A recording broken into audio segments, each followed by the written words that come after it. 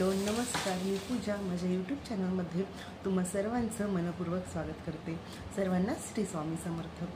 तर मी माझा लग्नानंतर मला अभ्यासासंबंधी काय अनुभव आला ते तुमच्यासोबत शेअर करणार आहे। आता बऱ्याच मुलींना असं वाटतं की लग्नानंतर अभ्यास होत नाही, तर काही अंशी ते बरोबर पण आहे। म्हणजे लग्ना अगोदर जेवढा अभ्यास होतो तेवढा लग्नानंतर होत नाही, पण आपण आपले प्रयत्न चालू ठेवले पाहिजे असं मला वाटते। तर बघा, लग्ना अगोदर माझं अभ्यासाचं कसं रुटीन होतं ते मी तुम्हाला आधी सांगते। रोज सकाळी मी 5 वाजता उठत असे। लग्नाच्या अगोदरची गोष्ट सांगते। 5 वाजता उठणं, एक्सरसाइज करणं आणि मग थोडेफार आईला कामात हेल्प करणं आणि नंतर मग मी 8:30 वाजता बरोबर लायब्ररीमध्ये जायची। लायब्ररीमध्ये 8:30 वाजता गेल्यानंतर अभ्यास करायचे आणि तिथून 3:30-4 वाजता परत वापस घरी यायचे।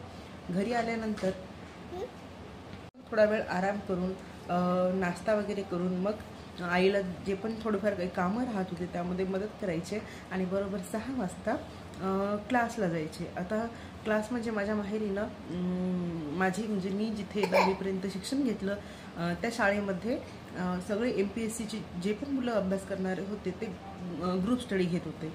तर त्या क्लासला मी जात होते आणि तो फ्री होता आणि इतकी छान टीचिंग करायची ना, ते खरंच इंजिनिअरिंग झालेली मुलंसुद्धा तिथे होते आणि तेच क्लास घेत होते।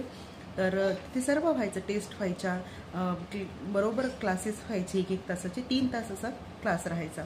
तर 6 ते 9 मी क्लास करायचे आणि मग 9 वाजता घरी आल्यानंतर जेवण केलं का झोपून जायचे, असं माझं रुटीन होतं।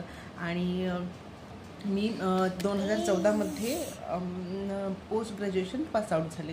तर त्याच्यानंतर मग मी म्हणजे माझं जेव्हा फर्स्ट इयर चालू होतं पोस्ट ग्रॅज्युएशनचं तेव्हापासूनच मी जॉबला सुरुवात केली होती। तर अबॅकस क्लासेस घ्यायचे। क्लासेस सॅटर्डे आणि संडे हे 2च दिवस होते, त्याच्यामुळे मग मी म्हटलं चला आपलं काहीतरी नवीन शिकणं पण होतं आणि त्याचा आपल्याला आपल्या शिक्षणामध्ये सुद्धा वापर होऊ शकतो।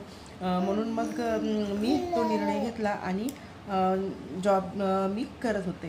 तर टीचिंगचं काम करत होते, अबॅकस टीचिंगचं काम करत होते आणि सॅटर्डे संडे असे 2 दिवस त्यासाठी होते आणि बाकी दिवस मग मी माझं आपलं चालू देत होती, अभ्यास आणि बाकीचं रुटीन।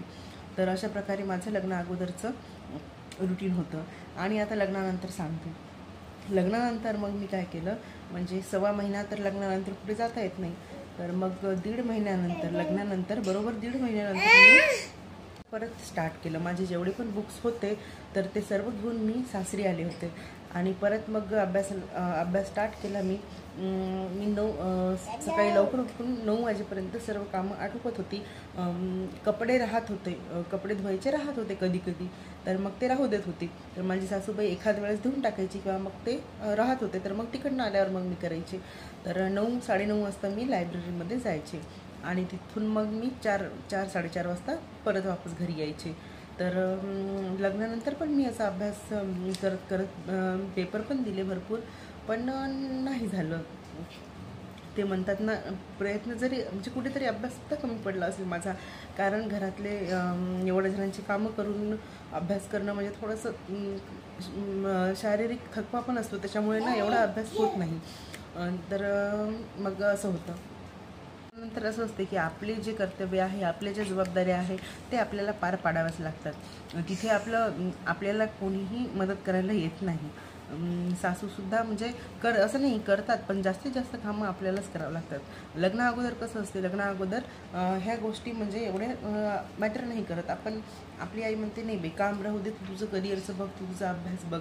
पण लग्नानंतर तसं नसतं। भलेही आपण जरी आपण म्हणजे त्यांच्या भल्यासाठी आपण मेहनत करत असू, कारण जर आपल्याला उद्या गव्हर्नमेंट जॉब लागला तर त्यांच्याच घरचं भलं होणार आहे, पण तसे विचार करणारे खूप कमी असतात आणि खूप कमी मला वाटते असे असतील की घरचे लोक म्हणजे समजून घेणारे असतील असं मला वाटते। तेच मला असंच काही घरगुती प्रॉब्लेममुळे जॉब करावा लागला।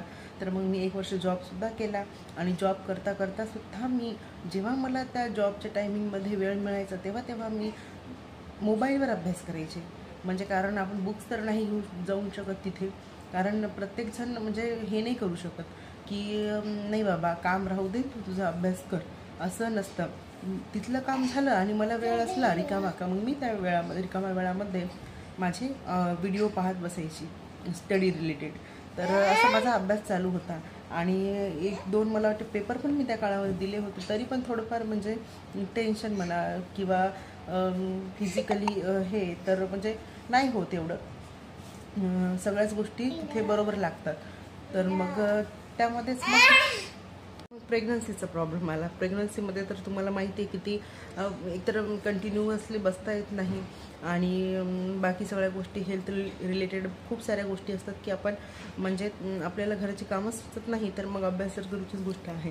त्याच्यामुळे मग माझा गॅप पडून गेला. म्हणजे शिवांश होईपर्यंत तरी आतापर्यंत म्हणजे वर्षाचा होईपर्यंत तर गॅपच होता माझ्या अभ्यासाला. तर मग मी आता परत अभ्यास रिस्टार्ट केला आणि जेवढं माझ्याकडून होते तेवढं मी प्रयत्न करते आणि करायलाच पाहिजे. कारण म्हणतात ना प्रयत्नांती परमेश्वर. तर स्वामी आहेतच माझ्या मागे आणि माझ्यासारख्या इतर ज्या मुली आहेत ज्या प्रयत्न करत आहेत घरची कामं करून बाळ सांभाळून ज्या धडपडत आहेत त्यांच्याही मागे स्वामी आहेत. तर नक्कीच सर्वांना मी स्वामींचरणी प्रार्थना करते की अशा ज्या आहेत ज्या मेहनत करत आहेत त्यांना मेहनतीचं लवकर फळ मिळू दे आणि मला सुद्धा लवकर फळ मिळू द्या.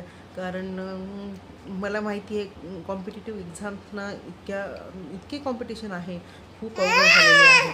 तर असं नाही आहे आपण करू शकत नाही, करू शकतो.